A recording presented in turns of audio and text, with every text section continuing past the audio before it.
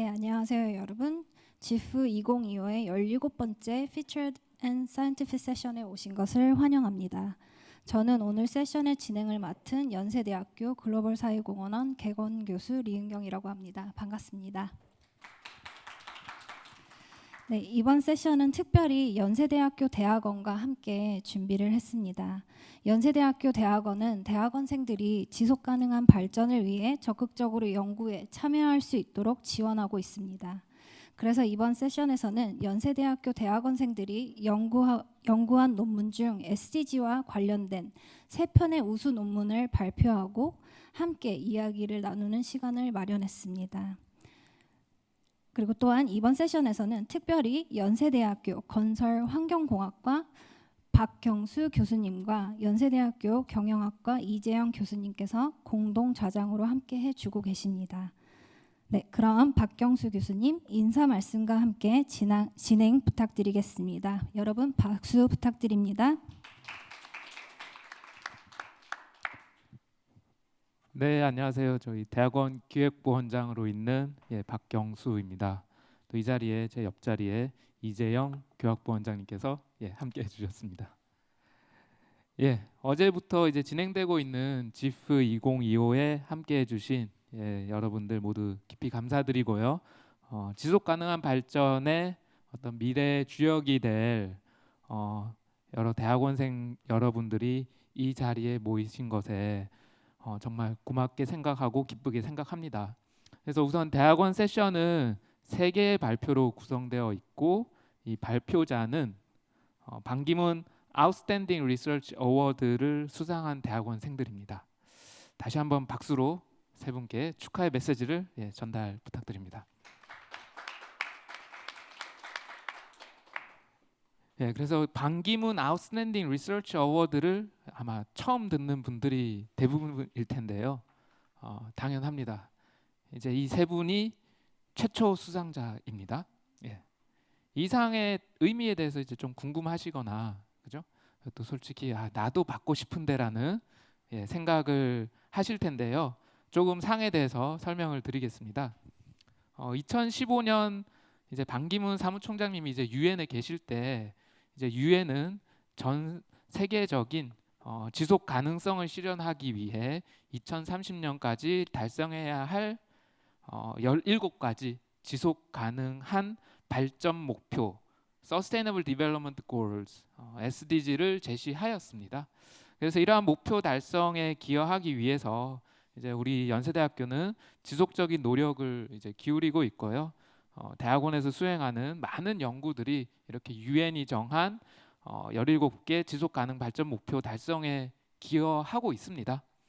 그래서 이러한 연구 성과 중에서 특별히 24년도 출판된 이제 우리 학교 우수한 대학원생 연구 실적을 바탕으로 해서 3분의 수상자를 선정하였고요.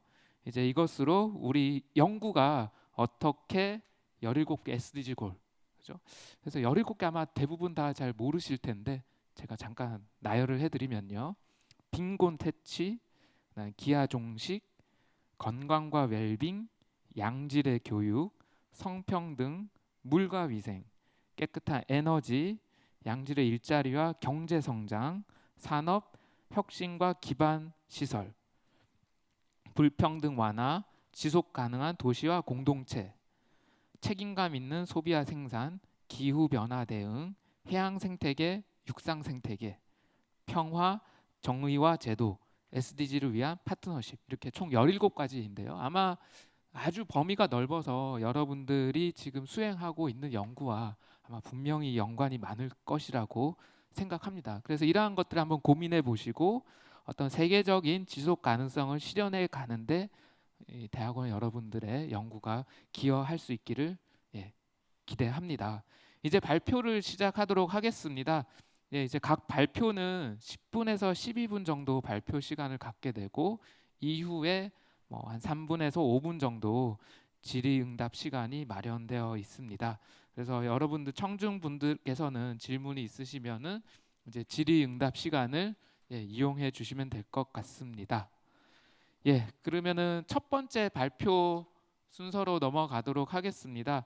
첫 번째 발표는 최우수상을 받으신 후알리 산업공학과 박사과정생입니다. 박수로 환영 부탁드립니다.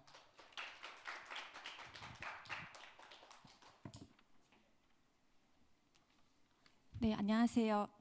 저는 중국에서 온 후알리라고 합니다. 저는 현재 연세대학교 산업공학과 박사과정을 진행하고 있습니다. 먼저 GIF에서 저희 연구에 대해 상장을 수여해 주시고 또한 발표 자리를 마련해 주셔서 너무 감사합니다. 제가 오늘 발표할 연구 주제는 Electric Vehicle Charging Scheduling with Mobile Charging Stations입니다. 우선 본문을 설명하기 전에 본 연구와 지속 가능성과의 연계로 간단한 오버뷰를 설명드리겠습니다. 이 연구는 모바일 차징 스테이션, 즉 이동식 충전소 환경에서 충전 요구를 만족하고 그리고 이동식 충전소의 디스패칭, 사용자 충전 스케줄링을 통합하는 모델을 제시하는 것으로 이동 충전소 운영적인 부분을 최적화하여 비용 효율성과 사용자의 편의성을 균형 있게 조정하여 의사결정을 도출하는 것이 이 연구의 핵심입니다. 이는 도심의 충전소 부족 문제를 해결하고 친환경 교통수단인 전기차의 확대를 지원함으로써 궁극적으로는 화석 연료를 줄이고 온실가스를 줄이는 데 기여할 수 있습니다.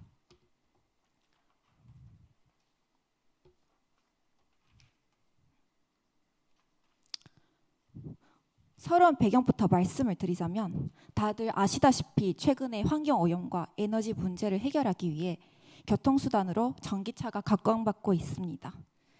우리가 직면한 환경오염과 에너지 소비 문제를 해결하기 위해 보다 지속가능한 교통수단을 도입하는 것이 필수이지만 전기차는 또한 충전 인프라 부족, 주행거리 제한, 이용의 불편함, 사용자의 불안감 조성 등의 문제가 있겠습니다.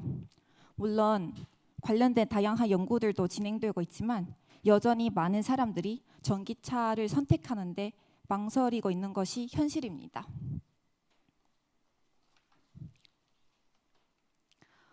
이러한 문제들을 해결하기 위해 이동식 충전소 이하 MCS가 등장했습니다. 그림은 MCS가 전기차한테 충전을 해주고 있는 모습이고 보통은 트럭 차량에 배터리를 실은 형태입니다. MCS는 기존의 전통적인 충전 방식의 부족함을 보완시키며 기존의 고정형 충전소와 달리 필요한 곳으로 직접 이동하여 충전 서비스를 진행할 수 있습니다. 이를 통해 전기차 유저의 충전 불안감을 완화시킬 수 있고 전기차 보급에도 긍정적인 영향을 미치는 것을 알 수 있습니다. 하지만 MCS 역시 해결해야 될 문제점들도 있는데 우선 운영 비용이 높은 편입니다. 탑재된 배터리 용량 때문에 한 번에 제공할 수 있는 충전량이 제한적이라는 것도 있습니다. 그리고 MCS 자체도 배터리를 사용하기 때문에 재충전을 해줘야 되는 번거로움이 있습니다. 마지막으로 배터리를 탑재한 대형 차량이 이동하기에 에너지 소비가 많아지는 부분도 있겠습니다. 이동식 충전소에 관련된 다양한 선행 연구가 이루어지고 있는 가운데 2021년에는 MCS는 유연한 충전 옵션을 제공함으로써 기존 고정식 충전소의 한계를 극복할 수 있다고 검증했습니다. 운영적인 측면에서 최근에 연구가 많이 이루어지고 있지만 거의 MCS 운영자의 입장을 고려해 코스트를 줄이는 데 포커싱 되어 있습니다. 그래서 저희 연구에서는 MCS 운영 프로핏을 최대화하고 사용자 입장까지 고려하게 되었고 또한 기존 방식과 다르게 MCS 운영에 관해 새로운 프레임워크를 제기했습니다. 왼쪽 그림이 선행 연구를 표현한 것인데 MCS 운영 방식이 사용자를 일일이 방문하는 것으로서 경로 찾기 문제입니다. 하지만 저희 연구에서는 운영 방식이 MCS가 사용자를 일일이 방문하는 것이 아닌 한 곳에 집중시켜서 동시에 수요를 충족해 주는 것입니다. 그림 3에서는 J는 충전을 진행할 위치로 선정된 것이겠고, 그러면 MCS와 사용자가 전부 J 위치로 모여서 충전을 진행하게 됩니다. 이렇게 하면 간단한 케이스 계산을 통해서도 재계약 방식이 이동부하와 비용과 시간 비용이 많이 줄어든 것을 확인할 수 있습니다. 제한화 방식이 분명히 더 이득이 되는 건 분명한데, 본 연구에서는 전기차 사용자의 입장까지 고려하여 충전 위치를 선정하기에 이 방식은 의사결정이 트레이드오프가 존재하고 더 어려운 문제가 됩니다. 그래서 설정한 환경에서 글로벌 최적의 결과를 얻기 위해 다음과 같이 문제를 정리했습니다. 저희 연구가 3가지 문제를 통합한 것인데 하나씩 설명드리겠습니다. 우선 첫 번째는 충전할 위치를 생성하는 부분입니다. 그림 4는 유저가 충전 오더링을 내리는 플랫폼이고, 그림 5는 사용자가 충전 후보 위치가 있다고 할 때 여기서 어떤 위치에서 충전 서비스가 이루어질지 결정이 됩니다. 여기서 녹색 부분이 충전 오픈된 위치가 되겠습니다. 그리고 일부 사용자는 커버되지 않는 상황도 발생할 수 있습니다. 이는 거리와 충전량, 그리고 이 위치에서 오픈할지에 대한 에너지를 요구하는 상한 하한 값에 의해 결정이 됩니다. 그 다음은 오픈된 충전소 위치에 MCS를 디스패칭하는 것이고, 물론 배터리 에너지가 부족하면 고정 충전소로 가서 재충전도 진행합니다. 하지만 MCS 디스패칭하고 나서도 사용자는 그곳에서 무조건 충전 받을 수 있는 것이 아닙니다. 그림 8에서 보듯이 MCS 배터리 양은 충분하지만 시간 제약과 MCS에 있는 충전 포트 제약 때문에 유저 충전은 스케줄링이 필요합니다. 여기서는 사용자의 서비스 적정 수준을 지키기 위해 페널티 비용도 고려했습니다.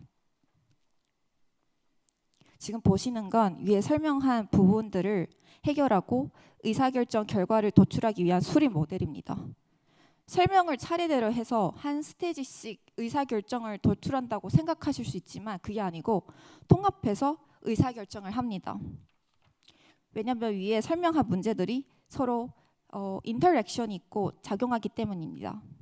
이 모델에서는 목적 함수가, 즉 이루고자 하는 건 MCS 운영에서 프로핏 최대화하는 게 목적이며, 자세한 설정 제약들은 여기 constraint 수식으로 표현이 되겠습니다.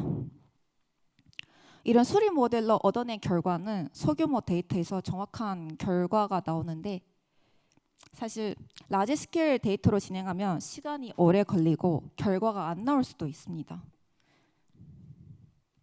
그래서 이런 라지 스케일 문제도 해결하기 위해 이 문제에 맞는 유전자 알고리즘을 개발했습니다.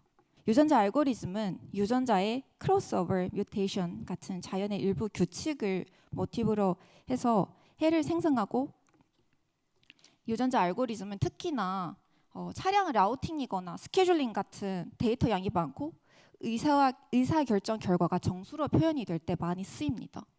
장점은 결과 도출 시간이 빠르고 최적의 결과를 보장하지 못하지만 근사해까지 구할 수 있다는 점입니다. 그림 10은 유전자 알고리즘을 이 문제를 엔코딩을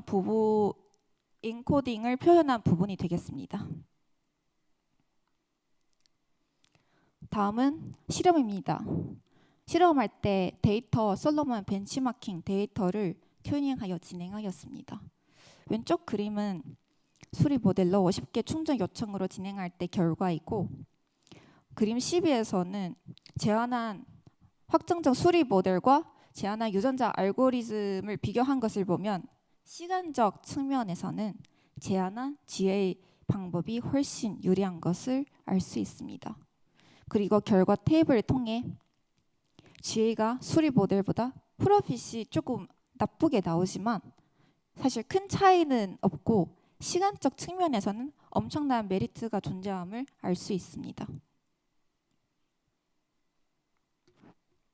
다음은 민감도 분석입니다. 파라미터 설정에 따라 결과가 어떻게 달라지고 어떤 것들이 중요하게 작용하는지 알아봤습니다. 결론부터 말씀을 드리자면 파라미터 Pmin, Pmax는 충전 위치를 오픈할 때 상한값, 하한값인데 결과에 크게 영향 주는 것을 알 수 있고, 또한 배터리 용량이 너무 크면 오히려 프로핏에 역작용을 하는 인사이트도 주었습니다. 시간 관계상 여기까지 발표 마치겠고, 들어주셔서 너무 감사합니다. 질문 있으시면 편하게 해주시면 감사하겠습니다. 이, 사실 제 대사를 갖다가 발표자분께서 쳐버리셔서 제가 딱히 할 말은 없어졌고요. 요즘 안 그래도 테슬라 가격이 빠져가지고 참 여러 가지 마음에 시름이 많았었는데 뭔가 한 줄기 서광이 비추는 듯한 좋은 발표 감사드립니다. 혹시 관련하셔가지고 혹시 질문 있으신 분들 질문 주시면 감사드리겠습니다. 도심 지역에서는 되게 훌륭한 해결책이 될 것 같은 방법이라고 생각합니다. 다만 이제 도심 지역이 아닌 시골 지역에서는 전기차에 대한 수요도 떨어지고 그에 대한 그 전기차 충전에 대한 수요도 떨어질 텐데 그에 대한 혹시 해결책이나 따로 생각하신 방법이 있는 건지 여쭤보고 싶습니다. 사실 이 문제를 말씀하신 것처럼 도심을 생각하고 문제를 진행한 것 맞는데, 저도 이 부분에 관해서 좀 고민을 해봤습니다. 사실 좀 도심을 벗어난 시골 지역 같은 경우에는 오히려 인프라가 잘 안 되어 있기 때문에 오히려 필요한 부분이 될 수도 있겠다라는 생각이 들었습니다. 대신에 좀 한꺼번에 수요가 많이 몰리지는 않고 좀 한적하다 보니까 이게 움직이는 게 로드가 크고 비용이 큰데 그거를 어떻게 맞출지에 관한 부분도 사실 제가 생각했을 때 이게 엄청나게 좋은 이제 연구가 필요한 문제라고 생각을 하고 있긴 합니다. 이게 아까 보시다시피 도심에서 하면 같이 모여서 동시에 진행할 수 있지 않습니까? 근데 그 외부에서는 한꺼번에 이제 충전 동시간대에 필요한 양이 많지 않으니까 많이 움직여서 비용이 많지만 사실 벌어서 들어오는 건 적으니까 이거를 어떻게 적절하게 운영을 해야 되는지도 지금 말씀하신 것처럼 좋은 연구가 될 것 같고 앞으로 저희 연구에 많이 활용할 수 있지 않을까 생각합니다. 감사합니다. 혹시 또 다른 질문 있으실까요?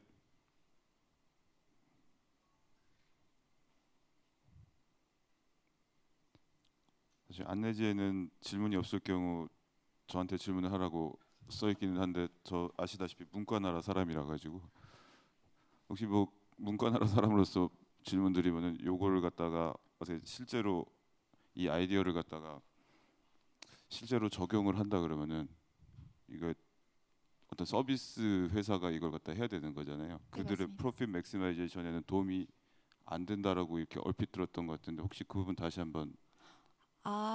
그거는 제가 기존의 선행 연구에서는 거의 프로핏이 아니라 코스트를 최소화하는 걸 포커싱했습니다.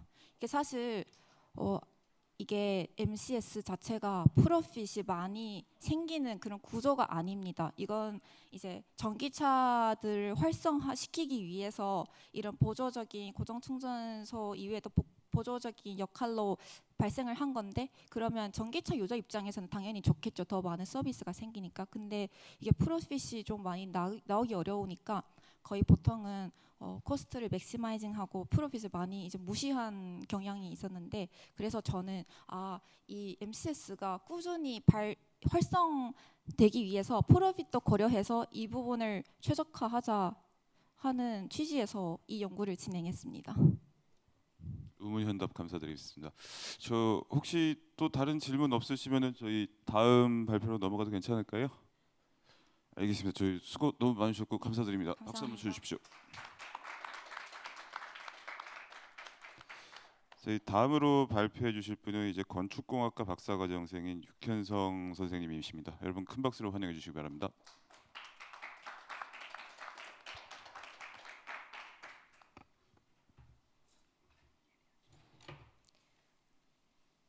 네, 안녕하세요. 방금 소개받은 건축환경재료연구실 소속 육현성이라고 합니다.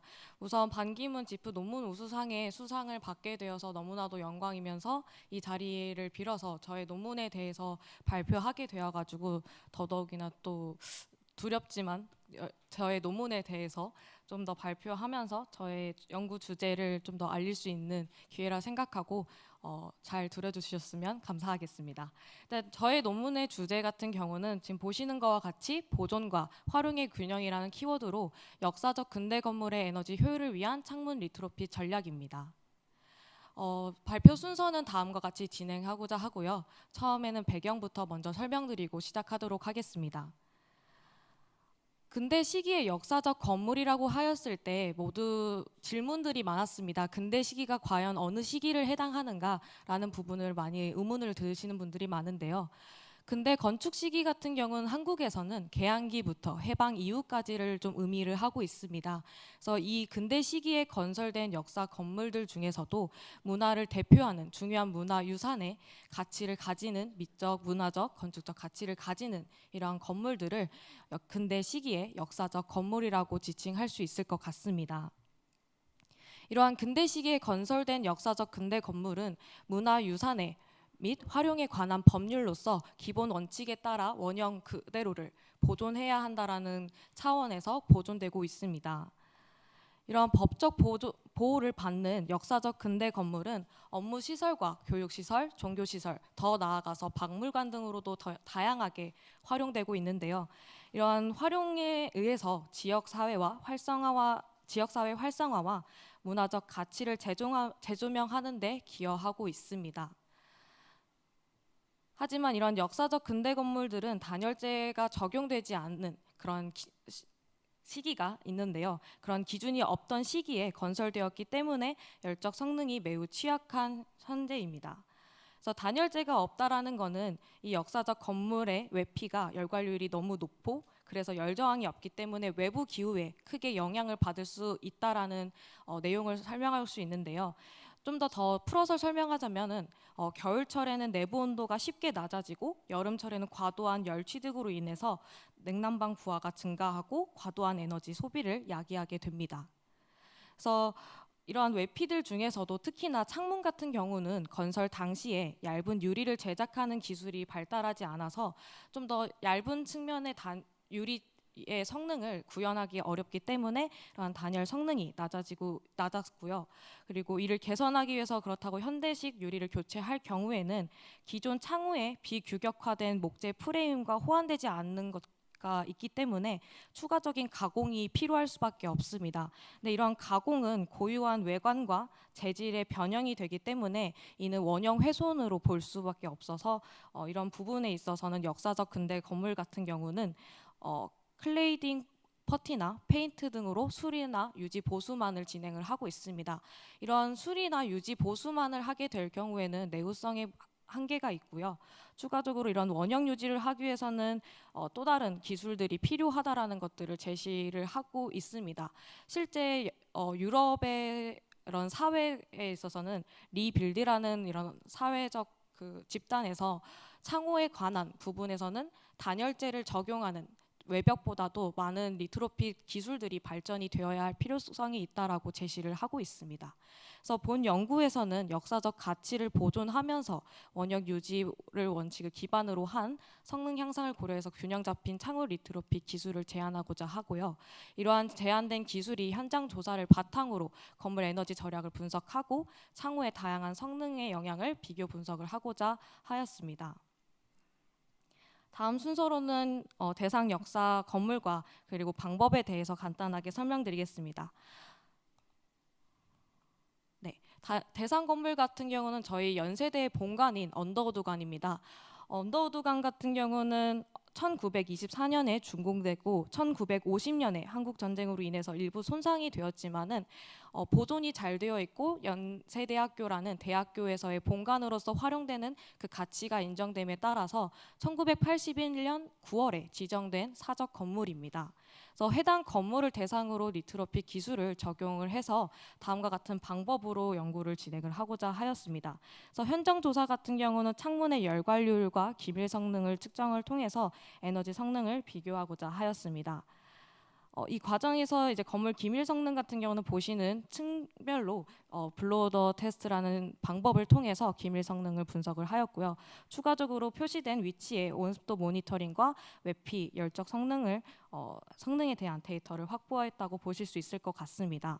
그래서 대상 역사적 건물 같은 경우는 목재 프레임의 단창으로 되어 있었고요. 열관료율 같은 경우는 국토교통고시에 나와 있는 에너지 절약 설계 기준보다도 높은 열관료율로 나타나는 것으로 확인이 돼서 이는 창문에 리트로핏 기술이 필요하다라는 것을 확인할 수 있었습니다. 역사적 건물의 원형을 유지하면서도 에너지 성능을 개선하기 위해서는 본 연구에서 제시한 전략은 세컨더리 더블 글레이징이라는 기법, 즉 실내 측에 덧창을 추가하는 방법들을 제안을 했습니다. 실제 대상 건물 같은 경우는 문화유산 보수 정비 사업, 국고 보조 사업을 통해서 대상 역사적 근대 건물에 이러한 세컨더리 더블 글레이징 전략을 적용하게 된 사례로 성능에 대한 분석을 전후를 측정을 하였고요. 이에 따라 연구의 실효성을 높이고 적용 가능성에 대해서까지도 검토를 할 수 있었습니다. 건물 에너지 분석 같은 경우는 에너지 플러스 기반인 디자인 빌더의 소프트웨어를 활용하였고요. 해당 정보들에 의한 것들은 다음과 같습니다. 네, 결론 및 논의에 대해서 설명드리겠습니다. 온습도 같은 경우는 2022년 2월부터 2023년 1월까지 온습도 모니터링을 진행을 하였고요. 해당 부분에 있어서 전후 비교를 하기 위해서 다음과 같은 그래프를 좀 정리를 해보았습니다. 온도 같은 경우는 실내 측 온도가 이제 겨울철에 난방을 가동해도 효과가 제대로 적용되지 않은 제한적인 부분들을 이제 확인할 수 있었고요. 적용 후에는 열 손실이 감소하면서 실내 온도가 더욱더 안정되도록 유지가 되고 있는 것을 확인할 수 있었습니다.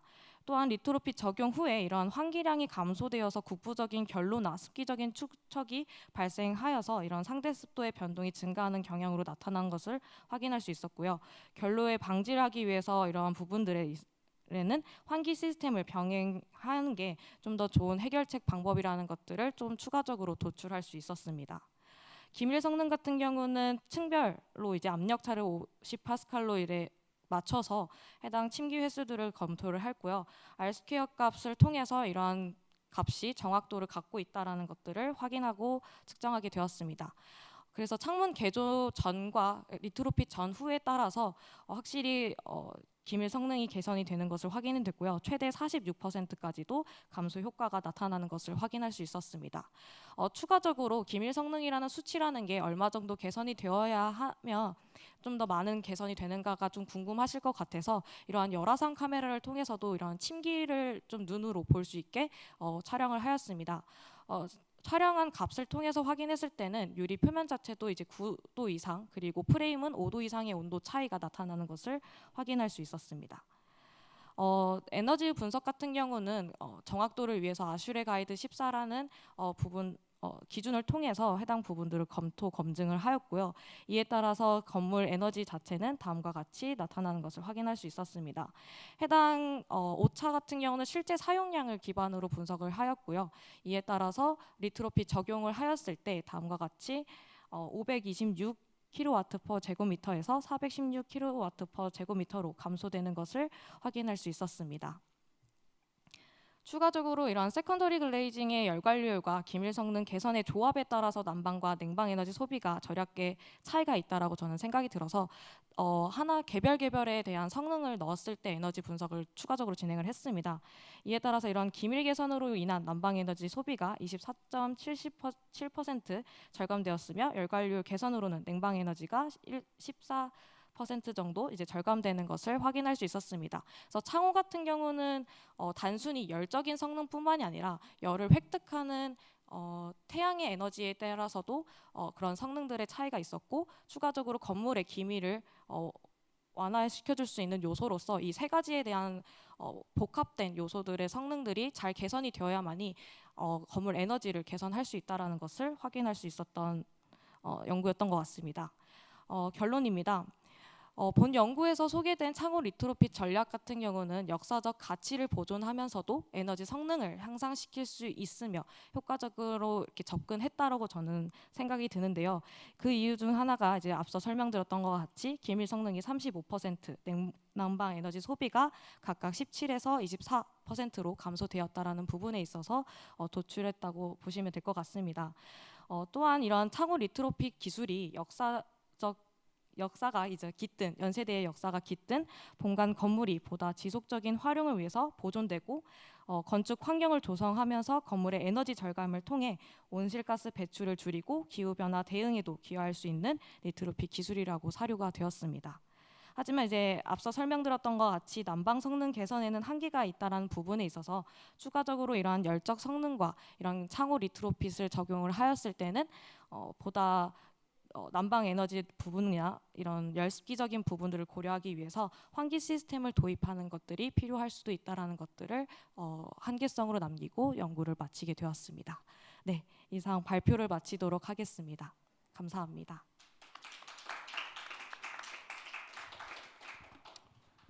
예, 아무래도 우리 학교 안에 있는 건물을 대상으로 한 연구 결과에서 좀 더 재미있게 들을 수 있었던 것 같습니다. 네, 질문 있으신 분들은 손을 들고 질문을 해주시면 감사하겠습니다. 네, 안녕하십니까. 건축공학과 석박통합과정 강성택이고요. 발표 잘 들었습니다. 네, 먼저 발표를 들으면서 궁금했던 점은 아무래도 지금 그 옛날 역사 건축물인 만큼 이제 이후에 어떻게 사용되는지가 상당히 중요하게 생각이 되는데요. 현재는 그런 건축물들이 사무실 용도로 많이 사용이 되고 있다라고 알고 있습니다. 근데 이제 실제로 레지덴셜 말고 사무실 건축물에서는 난방 에너지 말고 이제 냉방 에너지에 대한 조금 더 중요성이 강조가 되고 있는데요. 상대적으로 난방 에너지에 비해서 냉방 에너지가 좀 절감량이 좀 적은 걸로 보이는데 그 부분을 개선하기 위해서 어떤 방안이 있을지 궁금합니다. 네, 질문 주셔서 감사합니다. 일단 말씀 주신 거와 같이 비주거 공간 같은 경우는 냉방 에너지가 가장 중요합니다. 냉방 에너지를 줄이기 위해서는 열 차단이 제일 우선시 되고 있고요. 그 열 차단에 있어서 방금 소개드렸던 창문 리트로핏 기술 같은 경우는 열 관리율을 개선하기보다는 사실 SHGC라고 태양 열 취득 계수라는 부분들을 개선을 해야 합니다. 하지만 현재 방금 설명드렸던 에너지 절약 설계 기준에 의하면은 열 관리율에 대한 기준은 나와 있으나 이런 열 취득 계수에 대한 부분은 아직 기준이 나와 있지 않습니다. 이는 사실 유럽 국가에서는 이미 그런 계수 부분도 중요하기 때문에 리트로핏 기술에 많은 큰 요소로 작용이 된다. 그래서 기준을 적용을 해야 합니다라고 제시를 하고 있지만 아직 한국의 정책에 의해서는 기준이 나와 있지 않아서 이런 부분들을 지금 연구자로서 그 부분들을 어디까지 열 관리율을 개선하면서 SHGC의 기준도 맞춰 나갈 수 있는가를 연구하고 있다라고 보시면 될 것 같고요. 그런 부분에 있어서 열 차단제를 많이 사용을 하고 있기는 합니다.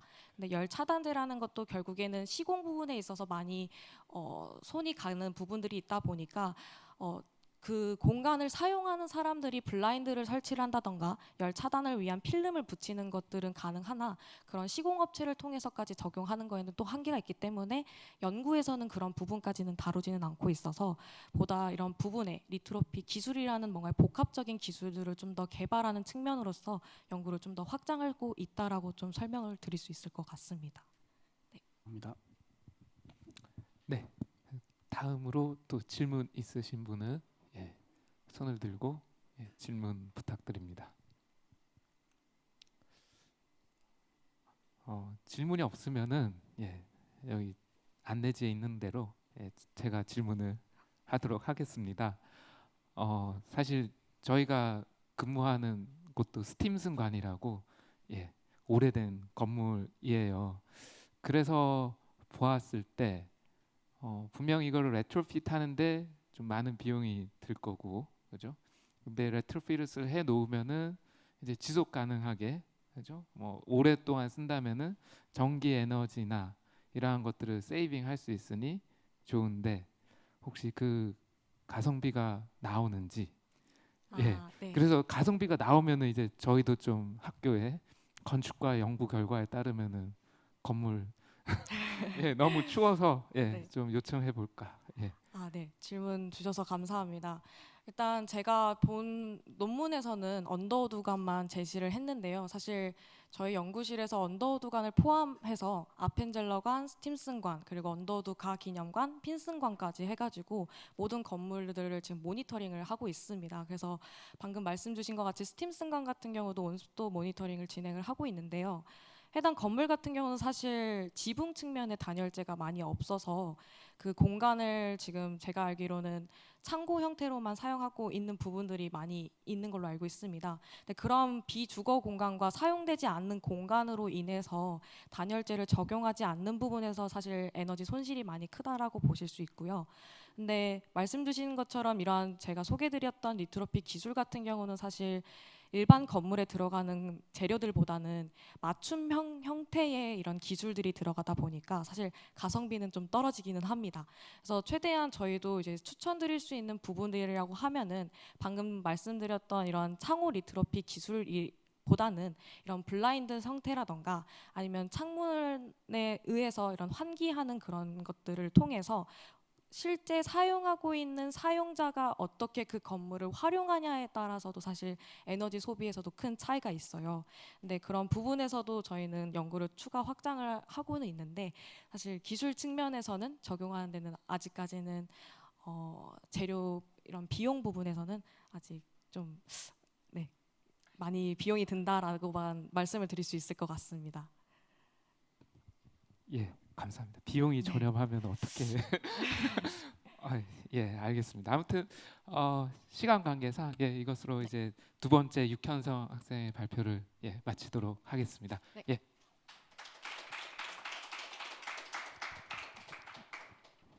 예, 다음 발표자로 넘어가도록 하겠습니다. 오늘 세션의 이제 마지막 발표자가 될 거고요. 예, 건설환경공학과의 오서은 학생이 예, 발표를 해주시도록 하겠습니다. 예, 박수로 환영 부탁드립니다.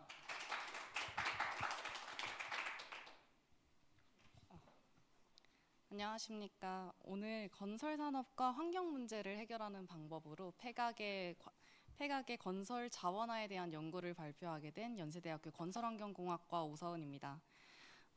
이제 상세 연구 내용에 들어가기 앞서서 두 가지 사회적 이슈를 좀 말씀드리면서 연구 배경을 소개하려고 하는데요.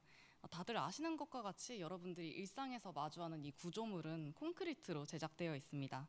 이 콘크리트를 구성하는 재료는 기본적으로 시멘트, 잔골재, 굵은 골재 그리고 물인데요. 이 잔골재와 굵은 골재가 콘크리트의 전체 부피 대비 60% 이상을 차지하기 때문에 이 골재들은 굉장히 중요한 콘크리트의 요소 중 하나입니다. 그럼 이제 첫 번째 사회적 이슈를 좀 말씀드리면 이 골재들은 자연인 강이나 바다에서 얻어지는 천연 골재를 이용하는데요. 하지만 자연에서 얻어지는 것인 만큼 이 자원에는 한계가 있습니다. 특히나 최근 자원 유지를 위해서 정부에서는 채굴량을 줄여가고 있는 중이기 때문에 이에 따라 우리 건설 분야에서는 골재를 대체하는 재료에 대한 연구가 다소 수행되고 있습니다. 이제 두 번째 사회적 이슈는 바로 해양 폐기물입니다. 여러 분야에서 폐기물이 문제가 되기 때문에 폐기물 처리나 활용 분야에 대한 연구가 다소 수행되고 있는데요. 보통 폐기물과는 다르게 이 해양 폐기물이 높은 수분과 염분을 포함하고 있기 때문에 처리에 굉장히 많은 애로사항이 있는 것으로 알고 있습니다. 많은 종류의 해양 폐기물이 당연히 문제가 되지만 특히나 폐각 같은 경우 매년 수만 톤이 해안가에 그냥 버려지기 때문에 미관이나 악취로 큰 문제가 되고 있습니다. 정말 다행인 점은 이 버려지는 폐각이 탄산칼슘으로 구성되어 있다는 것인데요. 시멘트의 기초 재료 중 하나가 탄산칼슘이고 이는 이 폐각이 콘크리트에 이용될 수 있는 가능성을 제시하는 것과 같습니다. 따라서 본 연구에서는 폐각을 콘크리트 재료 중 하나로 대체하여서 건설 분야에서 이용이 가능한지에 대해서 확인을 하였습니다. 우리가 소비하는 폐각에는 굉장히 많은 종류가 있습니다. 이제 본 연구에서는 우리나라에서 주로 소비하고 또한 특정 지역에서 좀 많이 나오는 그런 폐각들을 이용을 하였는데요. 일단 첫 번째로 해외에서도 많이 소비가 되고 우리나라에서도 많이 소비가 되는 굴폐각을 이용하였습니다. 이제 두 번째로 꼬막 폐각을 이용하였는데 꼬막 폐각 같은 경우에는 통영이라는 특정 지형에서 특정 시즌에 나오기 때문에 문제가 되고 있고요. 이제 마지막으로 뿔소라 폐각인데 좀 생소하실 수 있을 것 같습니다. 이거는 제주도에서만 나오는 폐각으로 본 연구에서는 이 세 가지 폐각을 분쇄하여서 모래를 대체하는 연구를 수행하였습니다. 말씀드린 것처럼 본 연구의 목표는 세 가지 종류의 폐각과 여러 가지 대체율을 통해서 콘크리트에 이용 가능한 최적의 폐각과 대체율을 찾는 연구를 진행하였습니다. 해당 목표를 달성하기 위한 연구 콘텐츠는 이제 아래쪽에 보이시는 것과 같습니다. 뿔소라와 굴 꼬막 폐각을 이용하였고, 아시는 것과 같이 이 폐각 표면에는 다수의 유기물과 불순물이 있는데요. 이 유기물과 이물질들이 시멘트와 닿았을 때 어떤 영향을 미치는지를 확인하기 위하여 세척 유무에 따른 케이스도 나눠봤습니다. 마지막으로 대체율 같은 경우에는 문헌을 참고하여서 20, 30, 40%로 대체하였습니다. 이렇게 총 18가지 케이스의 폐각을 포함한 시험체를 제작하였고, 제작된 시험체에 대해서 어떤 차이가 있을지에 대해서 분석을 수행하였는데요. 일단 콘크리트가 얼만큼의 하중을 받을 수 있을지에 대해서 간단하게 압축 강도를 확인하였습니다.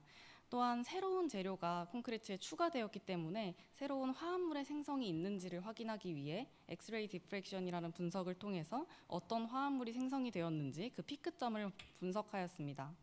또한 콘크리트는 다공성 구조이고 생성된 공극이나 재료들의 조합이 기계적 물성에 영향을 많이 미치기 때문에 마이크로시티나 전자주사 현미경인 SEM을 통해서 그 성능을 확인하였습니다. 그렇다면 우리가 이용할 이 재료가 어떤 특성이 있는지를 먼저 확인해야 하는데요.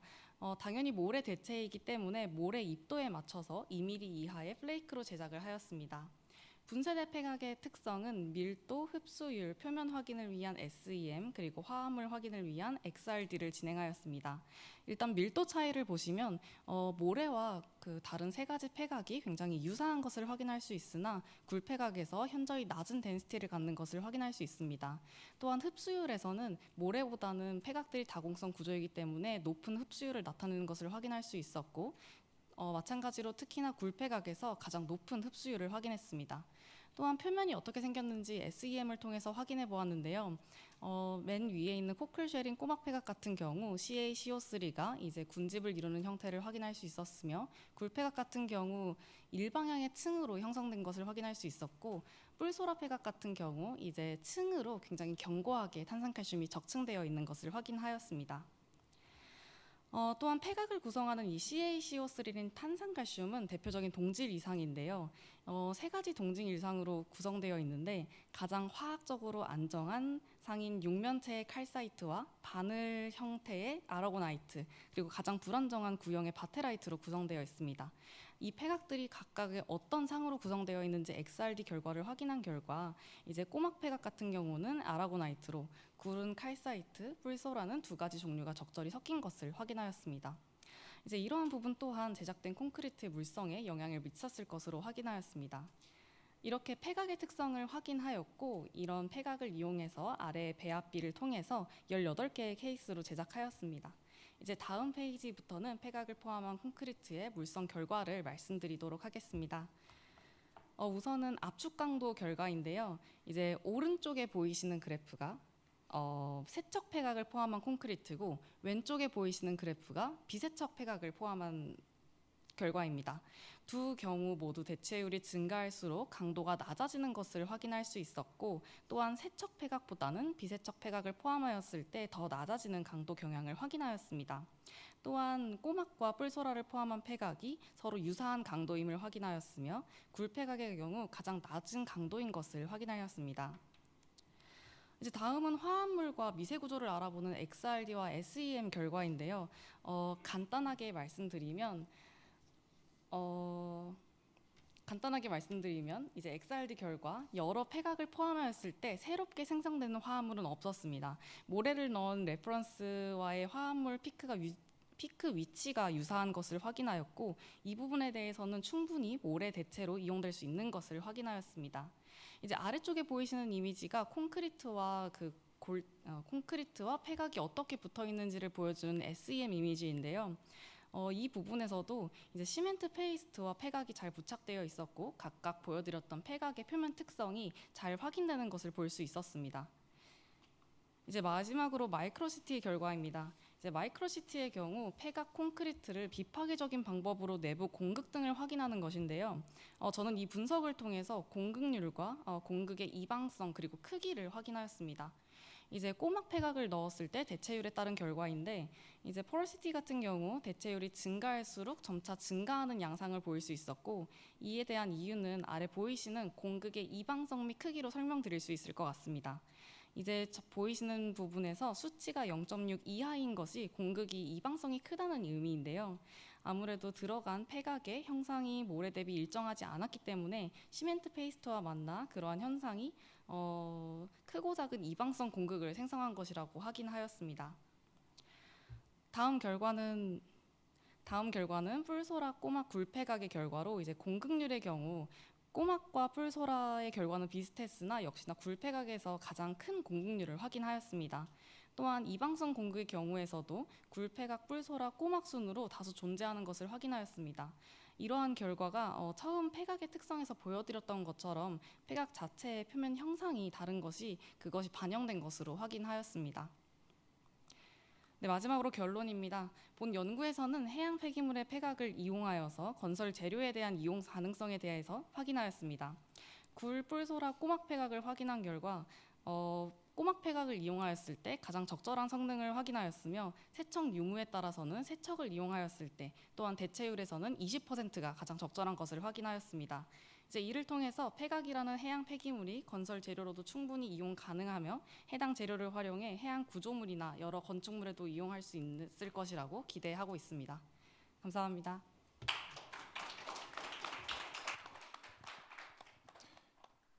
예, 그 해양 폐기물을 활용한 친환경 콘크리트 맞나요? 예, 뭐 콘크리트 재료 개발 관련해서 발표 잘 들었고요. 저희 포장마차를 가더라도 굴보다는 가급적 꼬막을 먹어야겠다는 생각을 하게 되는 좋은 발표였습니다. 혹시 관련해 그 질문 있으실까요? 네, 발표 잘 들었습니다. 건축공학과 진동찬이라고 합니다. 저도 이제 굴폐각이나 이제 해양 폐기물 관련해서 관심이 많은데 선행 연구들을 제가 예전에 봤던 선행 연구들을 보면은 재령 후에 대체를 하고 재령 후에 한 28일까지는 이제 강도 차이가 별로 없는 것으로 나타나고 그 이후에 좀 떨어지는 걸로 나타나는데 여기서 나왔던 데이터들은 재령 후의 압축 강도인지가 일단 첫 번째로 궁금하고 두 번째로는 이제 사용을 하셨을 때 본인이 생각하시는 이제 굴폐각을 대체제로 사용할 때 최대 퍼센트가 어느 정도까지 대체를 할 수 있을지가 궁금합니다. 네, 질문 감사합니다. 일단 말씀을 안 드렸었는데 당연히 재령 후에 압축 강도를 측정한 게 맞고요. 그리고 이제 두 번째 질문 같은 경우에는 굴폐각은 사실 제가 생각하기에 연구해 보니까 좀 다른 목적으로 이용을 한다면은 충분히 이용할 수 있을 것 같습니다. 왜냐하면 굴폐각 자체가 밀도가 낮고 다공성 구조이기 때문에 뭔가 경량 콘크리트라던가 아니면 다른 목적을 갖는 콘크리트를 이용한다면 충분히 대체할 수 있는 것으로 생각이 됩니다. 다만 이제 구조용이나 뭔가 좀 더 높은 성능을 발휘해야 되는 콘크리트에는 적합하지 않은 것 같습니다.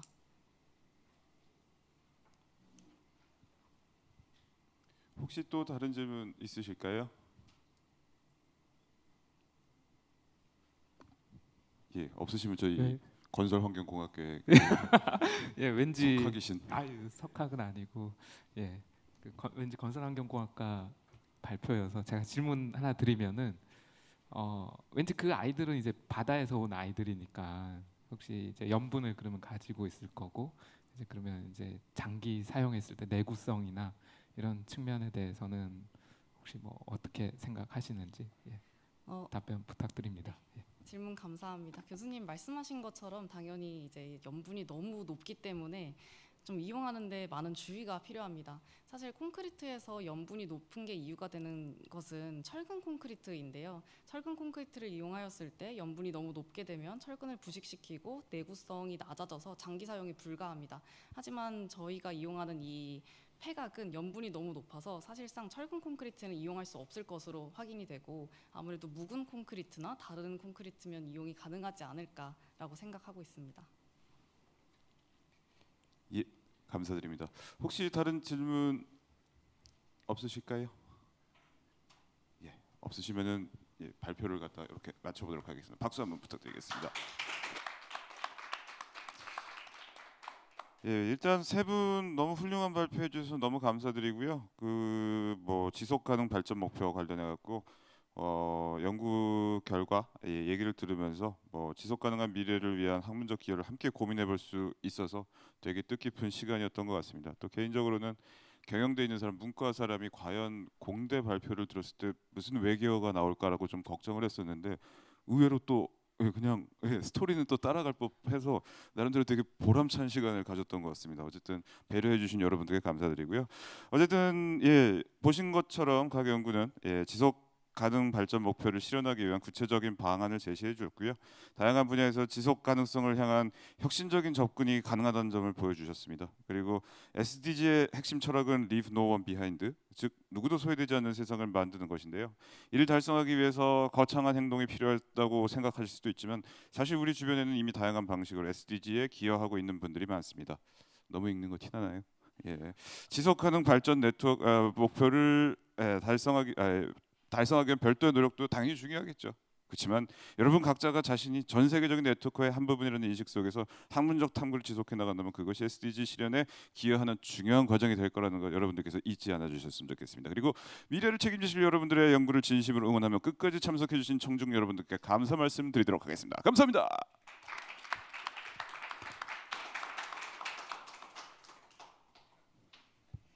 네, 훌륭한 논문과 발표를 준비해 주신 박사과정생분들께 다시 한번 감사드립니다. 오늘의 발표와 논의가 많은 분들께 유익한 인사이트와 영감을 주는 시간이 되었길 바랍니다. 함께해 주신 교수님들, 그리고 발표자분들, 그리고 모든 참석자분들께 진심으로 감사드리면서 이것으로 17번째 Featured and Scientific 세션을 마치도록 하겠습니다. 감사합니다.